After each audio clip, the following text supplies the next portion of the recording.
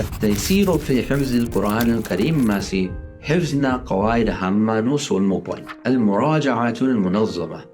systematically مراجعة کرو تحفيزنا عملني بشكل اچھا جدید حفظ કરવો અને બીજું એ કે જે યાદ કરી ચૂકા છે તેનું મુરાજાત હંમેશા કરવું યાની રિવાઇઝ કરવું રસૂલુલ્લાહ સલ્લલ્લાહુ અલૈહિ વઆલિહ ફરમાય છે એ કુરાનના લોકો કુરાનને મૂકી ના દો દિન રાતની ઘડીઓમાં એની હક્કા તિલાવત કરો મુરાજાતના બે હિસ્સા છે પહેલું અલ-જુઝુલ હાલી યાની જે કરંટ સફહાત યા જુઝ હિફ્ઝ કરી રહ્યા છે તેનું મુરાજાત કરવું અને બીજું એ કે જે પેશતર અજ્ઝા હિફ્ઝ કરી ચૂકા છે તેને કમ જ કમ